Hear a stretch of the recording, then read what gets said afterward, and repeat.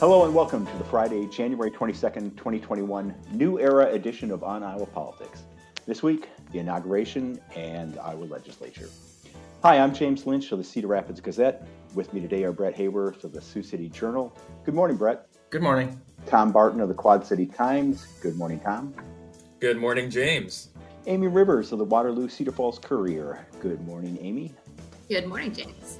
Erin Murphy, Lee Newspapers Statehouse Bureau Chief. Good morning, Erin. Good morning, James. And I know you're talking about a new era as a presidential administration, but as a kid of the 90s, all I hear is baseball hats and the baseball hat company.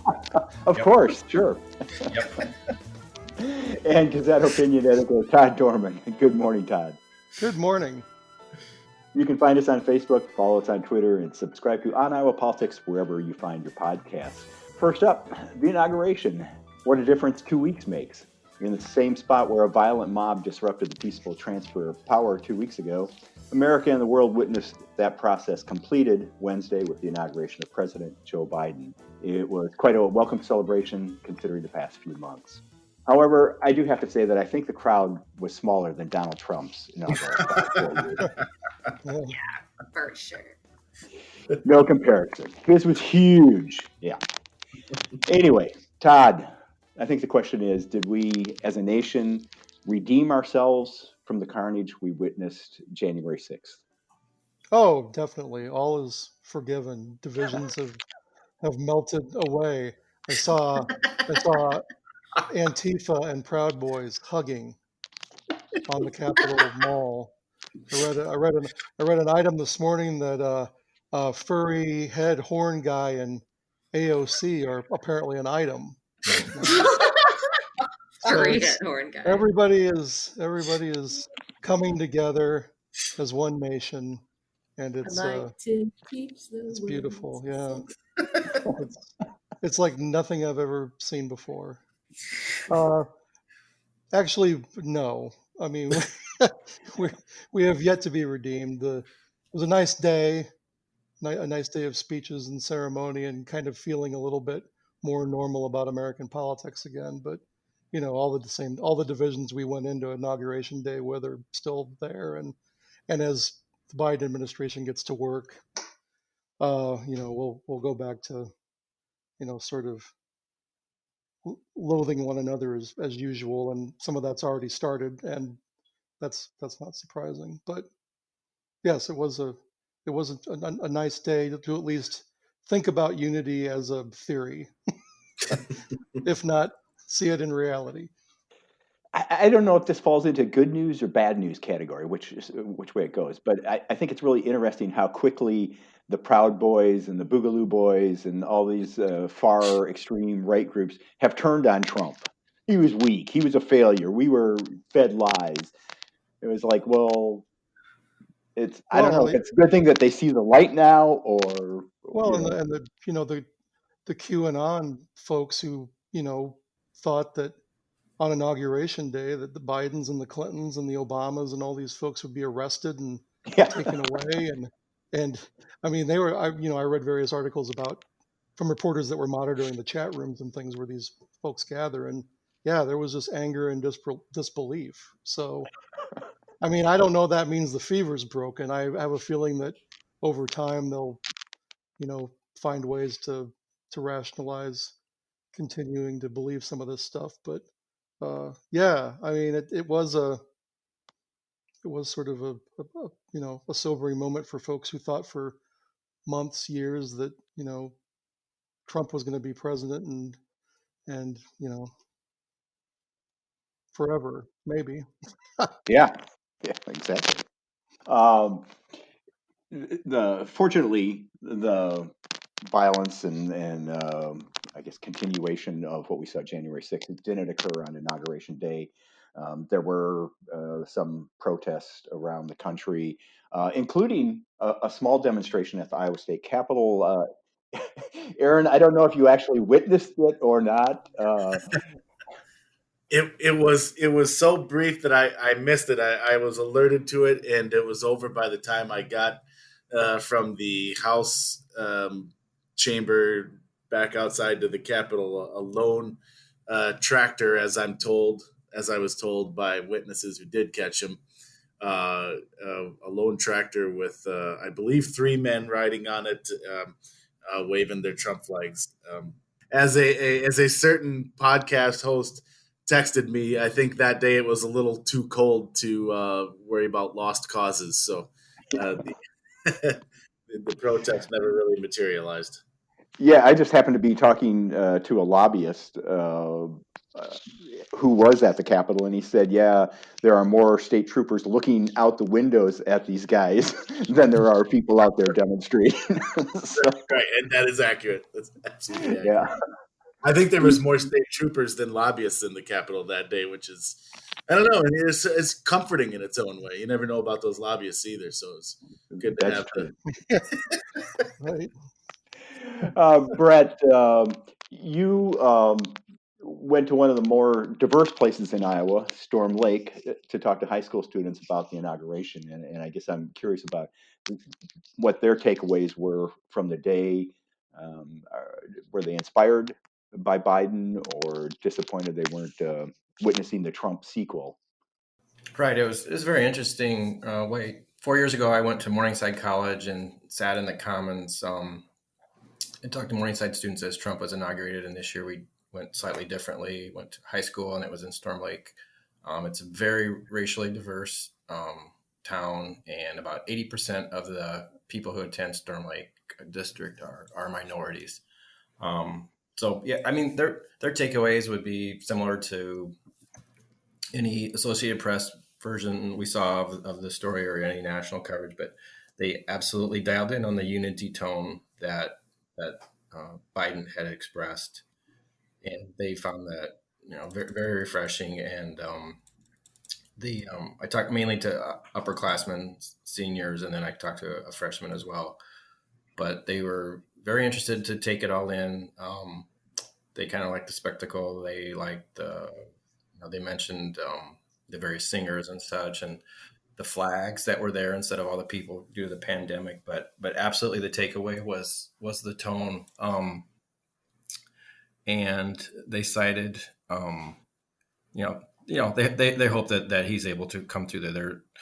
A few that I talked to were absolutely not Trump fans, and one of the seniors had turned 18, so he had voted for Biden, and he was hopeful of that. The one thing, James, I wanted to bring up with it is that, and I interviewed all these people independently, so it wasn't like they were playing off of each other or taking each other's talking points or whatever, their impressions, but they all brought up how racial intolerance is a big issue for them. That they all brought up the Black Lives Movement from last summer and how dialed in they were into that, and wanting, hoping and wanting America to change, to be more open and, to people of all minorities.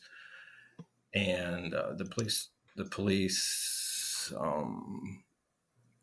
problems with the police, with some of the shootings and that sort of thing, that is just top of mind for them. And it's, so it's, I guess you'd say it's probably generational.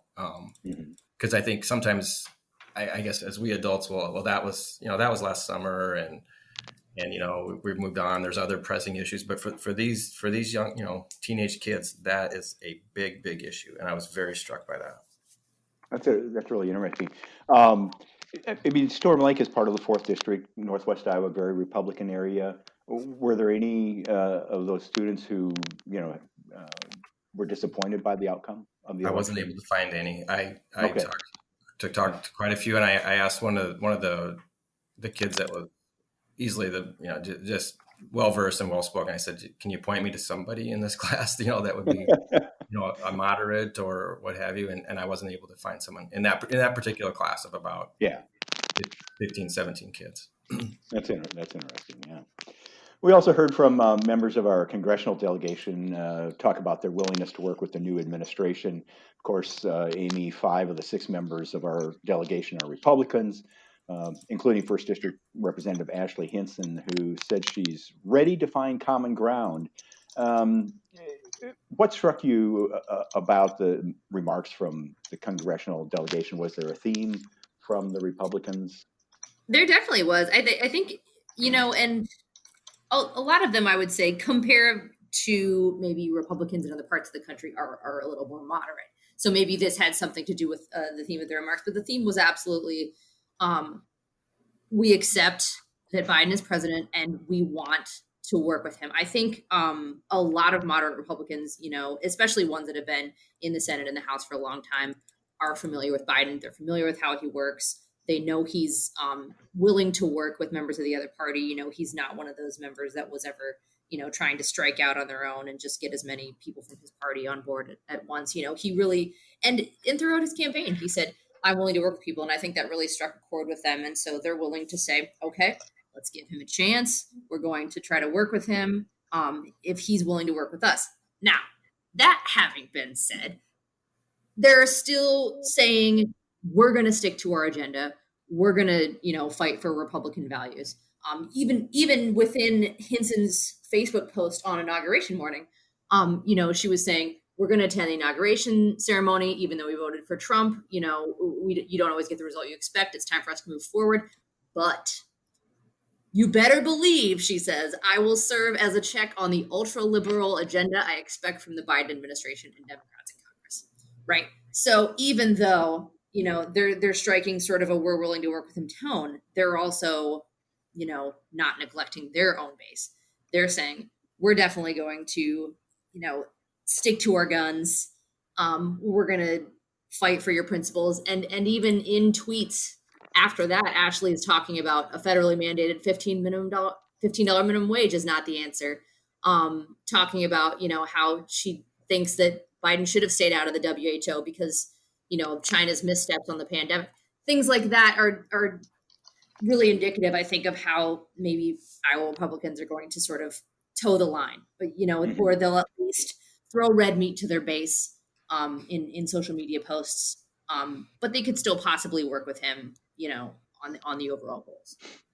Right. And I was struck by one of her comments that one of her statements she put out that she was disappointed that Trump wasn't reelected, and she supported some of the things that he accomplished, tax cuts and some of those things. So yeah, it's sort of a mixed message coming from those folks. Yeah. Tom, Marionette Miller Meeks, another Republican, offered her sincere willingness to work with Biden. She's been pretty harsh on him in the past. Has she had a change of heart? Yeah, I can't tell if it's necessarily that she's had a change of heart, or if that was just kind of the talk that you hear, or the rhetoric that comes out when during election season when running for a competitive seat. Or if it actually might be a change of heart spurred by what we saw the last couple of weeks with the violent siege and insurrection at the Capitol. I guess it's hard to tell. Haven't had a chance to speak to her yet. But like Amie said, I think given again what we've seen these last few weeks, I think Republicans are, interested in, I guess, being a little bit more open and being a little bit more receptive to Joe Biden, and, working with him and his administration where they can on issues where they can find some common ground. And, yesterday, Marionette Miller Meeks, kind of followed it up on, this pledge of kind of working together and trying to, find more common ground and unity by voting for a waiver for General Lloyd Austin, Biden's pick to be Secretary of Defense and Pentagon chief. So, Erin, both Chuck Grassley and Joni Ernst had a hard time acknowledging Biden's victory. It took them a long time to even refer to him as president-elect. However, on inauguration, I can't even say it. Inauguration day, they were gracious. Ernst said she's optimistic and hopes she can work with Biden. And Grassley said he will seek common ground, but went on to say he hopes we can retire #resist. How likely is that? Yeah, I think you're going to start to sense a pattern developing here from Amie's answer to Tom's to mine now. As you noted, some of those statements sounded all warm-hearted and wonderfully bipartisan, and then Chuck Grassley just yesterday tweeted at Joe Biden asking if he's going to condemn the violence in Washington State over the weekend, kind of insinuating that Democrats only condemn right-wing violence and not left-wing violence. So the warm fuzzies didn't last very long. But I guess, hey, if nothing else, I think what a lot of Americans have been craving, we've been saying we just want to return to normalcy. Maybe this is a be careful what you wish for kind of thing, because I think we're back to politics as normal. Everybody kind of retreated to their corners and very little bipartisanship and business as usual, which is unfortunate that we can't come out of the last 4 years with a genuine effort to bridge the partisan divide a little more. But I guess if we can't get unity, maybe normalcy is going to have to do for the time being to whatever degree you were able to stomach normalcy. It's interesting. Yesterday, Grassley, in his call with reporters, talked about, I've worked with Democratic presidents, and I've been in the minority in the past. It's sort of like I can work with regardless what the situation is, and went on to talk about a couple of his priorities, lowering prescription drug prices and criminal justice reform, and seemed sort of to say like, maybe the prospects are better to get those passed now, because on prescription drug prices, Democrats didn't seem to want to work with him ahead of the election. And so now he thinks maybe there's a better chance that those things will get passed. In regard to Grassley saying that he hopes we can retire the hashtag resist now that he's part of the minority, I wonder if we'll see Grassley use the hashtag persist. and Bret, your 4th District Rep Randy Feenster showed he's got his priorities right. He skipped the inauguration to attend his daughter's senior night. Is he ready to give Biden a chance, or is he going to channel Steve King? Well, just to be fair, I guess as background, he also came very, very near skipping watching the November 3rd election results come in, also to go watch his college daughter play basketball. That's right. He had mentioned that, and then it all worked out happily. He decided to stay home and watch the results, and she got back from the game about 11 o'clock when the results came in, so it all worked out. But so he's kind of consistent on sure wanting to watch basketball. I don't have anything much different to say than the previous 4. He's talked about or tweeted out, time to look forward and move ahead. There was another tweet.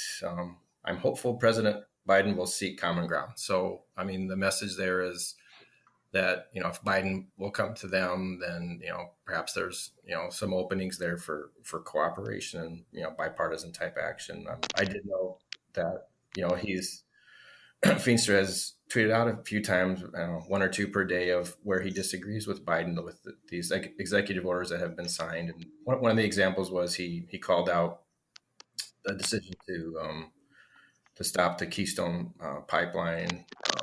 That's an example. So, certainly he's going to keep pushing for Republican ideals, and there'll be a lot of head knocking in the weeks and months ahead. But at least for now, we're talking nice, and let's see what we can do. Everybody's exactly, playing nice, saying what needs to be said at the moment. But we'll see how long that lasts. Tom, speaking of how long will it last, Marionette Miller Meeks, who won her election by 6 votes and has been seated in Congress provisionally, this week answered the challenge to her election, asking that the House dismiss the challenge and lift her provisional status. Her opponent, Rita Hart, had petitioned Congress to review that election outcome. So where do things stand the right Committee now on House in the second Administration district? now will have to convene and organize, kind of decide on the rules, and then go through the process of reviewing both motions. There is no deadline set under the 1969 federal law that Rita Hart is using to contest the outcome. Theoretically, this could drag out forever, although that's not likely. In years past, when the House committee has taken up previous election challenges, depending on what they decide to do, it could potentially take months to decide this and come to some sort of resolution. Marionette Miller Meeks and attorneys in their motion that they filed on Thursday, as you mentioned, asked the House to dismiss Rita Hart's petition contesting the outcome, arguing that the House should follow precedent and that for at least the past 100 years, vast majority of the times contests like these have come up, the House has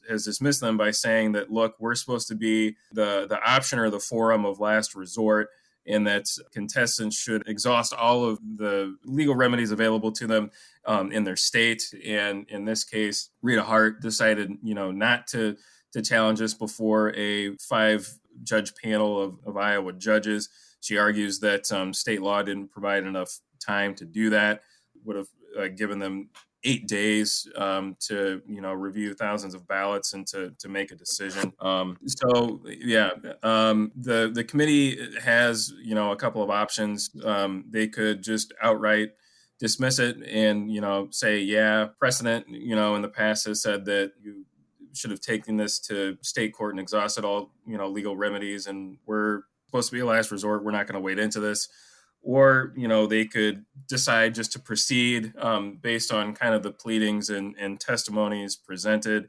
They could do a preliminary investigation or kind of a limited recount to further decide if there are merits to Rita Hart's petition. Or they can decide to do a full investigation and a full recount, as Rita Hart has asked. Yeah.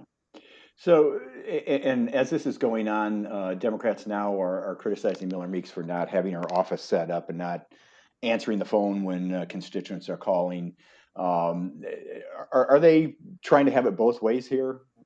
Challenging her, the fact that she's been seated, but at the same time saying, gee, you should be moving faster on this.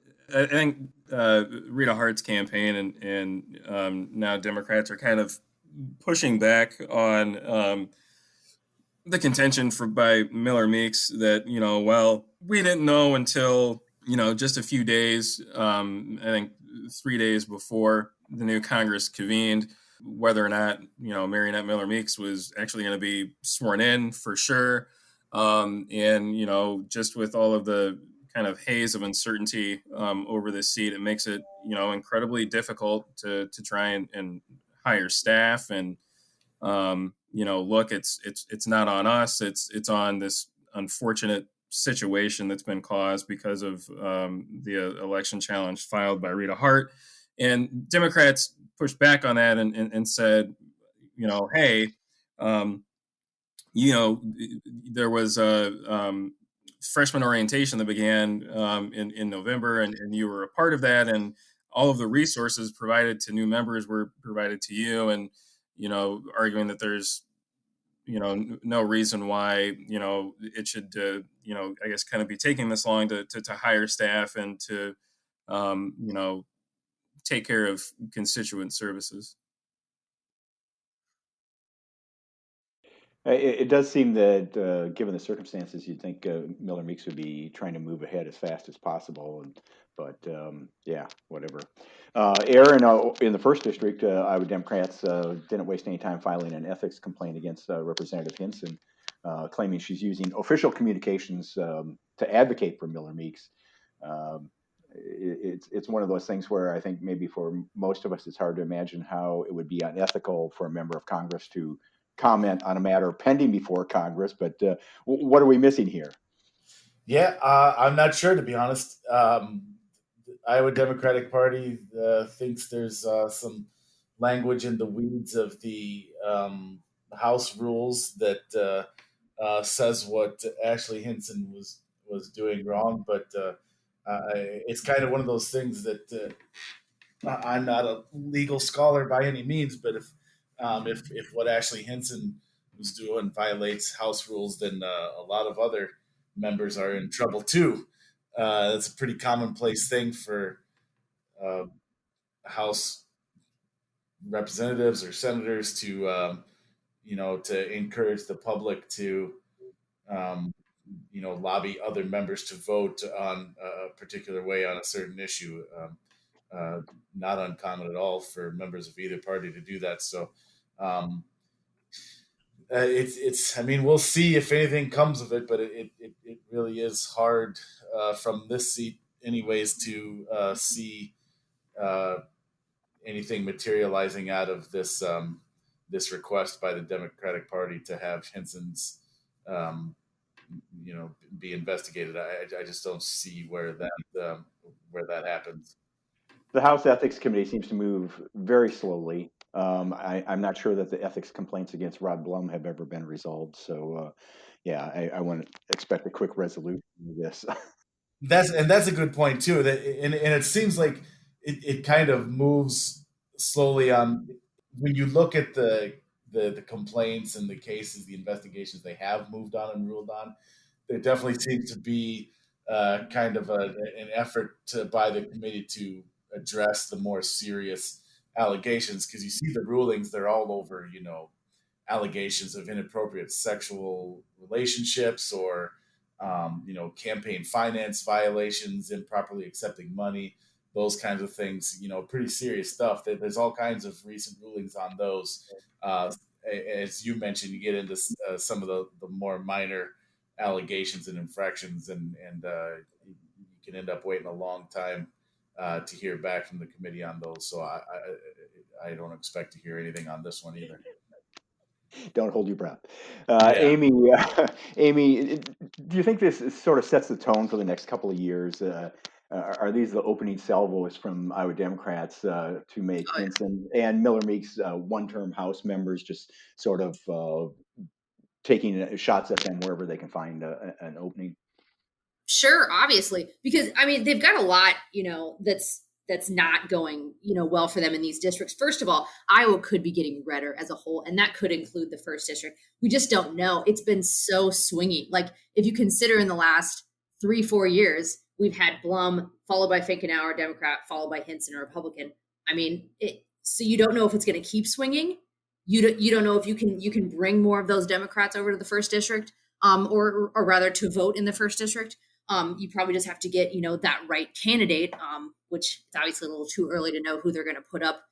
But the other thing going against them is that historically, the midterm election is going against the president's party. So that would indicate that Hinson would have a better shot at getting reelected in a Biden administration.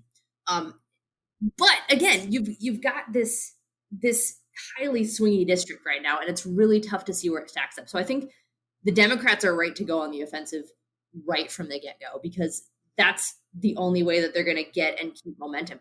I mean, keep in mind, these are 2-year terms. They go by so fast. Like you really have to get in, get attention, and keep attention. And I think that'll be really key if the Democrats want to take back this district. All right, moving right along here. The legislature is back in session, and lawmakers, or at least the majority party, doesn't seem ready to embrace COVID science and require a face mask. It is willing to embrace technology, but only to a point. With Republicans in control, I suppose we shouldn't be surprised that the House voted down a mask mandate.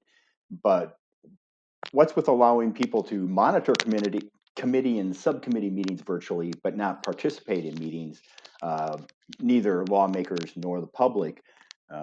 It seems to be working in the Senate, where lawmakers can join the discussion virtually rather than be in person in the Capitol in committees. Um, But there's a feeling of timelessness at the legislature, and we're seeing next steps and reruns of many of the GOP priorities, including constitutional amendments on guns and abortion. The governor and lawmakers are proposing more school choice for parents and students. And of course, tax cuts are always part of the discussion when Republicans are in control. We're in, what is it now, the second week of the session. A lot of bills introduced this week that sound an awful lot like bills that were introduced last year and the year before. Even the left lane camping bill is back on the agenda. Todd, does it feel like, just like the Iowa 2nd District, there's a never-ending saga in the Iowa legislature? Yeah, I mean, there are a lot of issues back. I guess one big factor is that they've got a larger majority now in the legislature, and so some of these things like school choice or vouchers and things like that maybe they had a hard time getting enough votes for in the past, or maybe they were worried about the political ramifications. They're not worried about that now, so they're going to move forward with some of this stuff.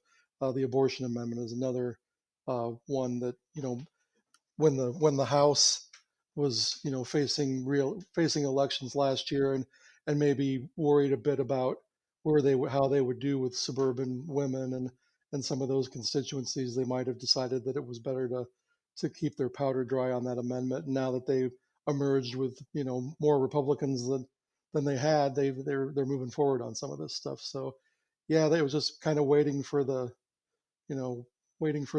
right political conditions to put this stuff on its way to law. And I do think on school choice and these issues, I think they are probably going to move fairly swiftly, and maybe more swiftly than a lot of us would like to see. Yeah, and talking to GOP leaders, Chairman Jeff Kaufman has talked about getting to 60 Republicans in the House. Jack Whitver over in the Senate told me that he wants to get to a veto-proof majority, which is kind of interesting since the governor is a Republican. I'm not sure what veto he's worried about, but so they're not taking their foot off the gas, and we'll probably see that reflected in the legislation they pass this year. And one more oldie but goodie that's back. Thursday, a Republican-sponsored mandate for public and non-public schools to recite the Pledge of Allegiance every day. Some things never change. Well, that's it for this edition of On Iowa Politics. I hope it was worth your time. If you liked it, tell a friend and subscribe to us on iTunes or Stitcher or wherever you find your podcast. Send fan mail to podcast@thegazette.com. And you can find us on the homepages of the Quad City Times, Sioux City Journal, Muscatine Journal, Mason City Globe Gazette, Waterloo-Cedar Falls Courier, and the Cedar Rapids Gazette. Natalie Brown will take us out. If you know an Iowa band or musician who should be on our show, send us a sound file, and remember to subscribe to On Iowa Politics on iTunes and Stitcher. For Bret, Amie, Tom, Erin, Todd, and our producer, Stephen, I'm James Lynch. Thanks for listening. Stay well.